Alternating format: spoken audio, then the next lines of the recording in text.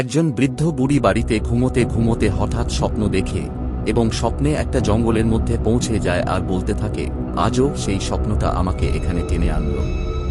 এই জঙ্গলের ভেতরে কিছু একটা আছে। তারপর বুড়ি দূর থেকে একটা ফিস ফিস শব্দ শুনতে পায়, আর ওই শব্দ শুনে বুড়ি বলে ওঠে, কে ওখানে? সামনে এসো।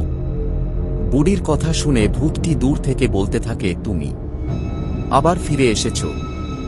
ভূতের এই কথা শুনে বুড়ি আতঙ্কিত হয়ে চারপাশে তাকায় আর বলতে থাকে, তুমি কে? কেন আমাকে ডাকছ?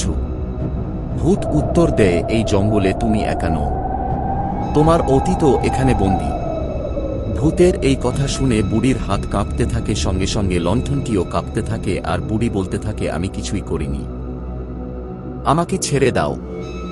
ভূত উত্তর দেয়, ভুলে গেছ, বহু বছর আগে এই জঙ্গলে তুমি আমাকে একা ফেলে গিয়েছিলে। ভূতটি আরও বলতে থাকে, তুমি আমাকে মৃত্যুর মুখে ঠেলে দিয়েছিলে। ভূতের কথা শুনে বুড়ি কাঁদতে কাঁদতে বলতে থাকে, আমি ভয় পেয়েছিলাম, আমি ফিরতে পারিনি। ভূত উত্তর দেয়, আজ তোমার পালা, এই জঙ্গল তোমাকেও ছাড়বে না। ভূতের কথা শুনে বুড়ি কাঁপা গলায় বলতে থাকে, ক্ষমা করো, আমাকে আরেকবার সুযোগ দাও। তারপর হঠাৎ লন্ডনের আলো নিভে যায়, আর বুড়ি অন্ধকারে জোরে চিৎকার করে বলে, না। ভূত অন্ধকার থেকে গম্ভীর কণ্ঠে বলে, এবার তুমি চিরদিনের জন্য এই জঙ্গলের অংশ। তারপর ওই চিৎকার ধীরে ধীরে দূরে কোথায় মিলিয়ে যায়, আর বুড়ি ঘুরে বলতে থাকে, এখন আমিও এই জঙ্গলের আত্মা, বলে হাসতে থাকে।